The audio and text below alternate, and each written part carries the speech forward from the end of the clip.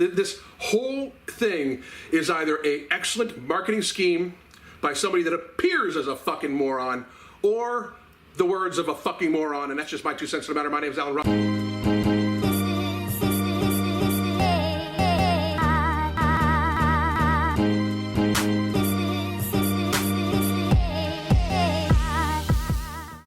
What's up, motivators? Welcome back. It's Kevin. This is Pure Bullfit.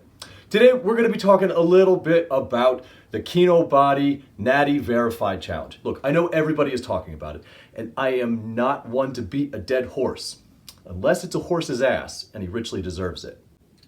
That joke had layers. Look, I know that plenty of people have covered this already. Plenty. And they all seem to be talking about how this is either a really clever marketing ploy or Greg is just a fucking idiot. But I kept waiting for people to point out what to me was the obvious point. Greg comes out and he says, we need to change the industry. This is going to change the industry overnight, and a bunch of other fucking hyperbole. And he says this carbon isotope ratio test is like the one true test, and it's going to determine once and for all, without fail or whatever, who's natty and who's not. And that's just not the case. There's a couple of things he's just really failing to take into account here. Now, other YouTubers, guys like Alan Roberts, James Linker, have pointed out that the test is beatable. It in and of itself can be tricked, flawed, masked, etc. But the carbon isotope ratio test is for anabolic steroids. It detects the presence of synthetic testosterone. And I don't know if you know, judging from your content, there's an awful lot you don't know. There are other things out there that people are using to lose their natty status. Look, even if the CIR was absolutely 100% effective, it doesn't pick up everything. It's not 100% effective. But let's pretend for a second there was one test to rule them all. There was one test that infallibly could prove whether or not somebody was natural. They were still natural. Would it matter at the end of the day? You can't force people to take this test. You can threaten them, peer pressure, use any number of social machinations in order to kind of push them towards that end, but you can't make anybody do it, particularly since the low end of the cost of this is $400 to $700. Now, not everybody is, what do you call yourself? The Bruce Wayne of fitness?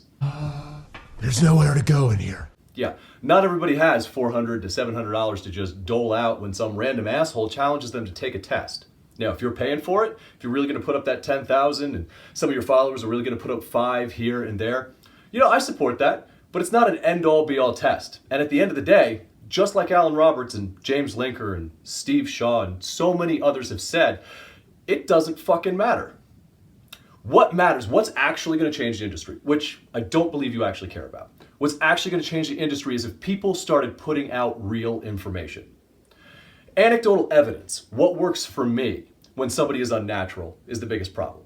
Now, most people with a couple of brain cells to rub together and a little experience do eventually figure out that they're not going to end up looking like that jacked and tan asshole just because they bought somebody's program.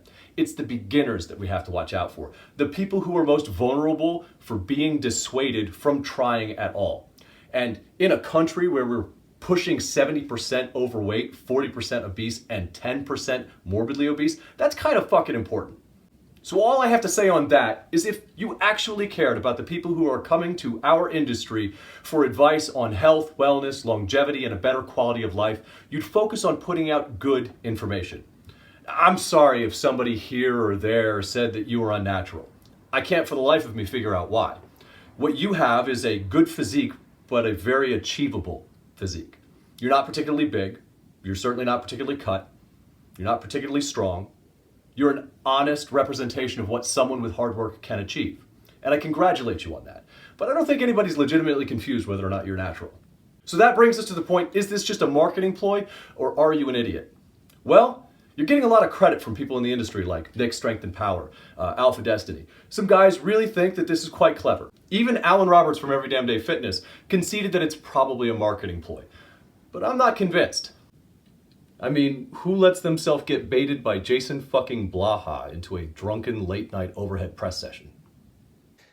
I drink actually quite a lot, but I'm seeing these comments being like, oh, you guys aren't doing full range of motion for the 135-pound challenge. That's better than you, Blaha, so. That is some Tyrone shit right there. Alright guys, that's the video. There are my 2 cents on the matter. If you liked the video, go ahead and let me know. Like, leave a comment. If you didn't, well, you could just go fit yourself. Yeah, baby.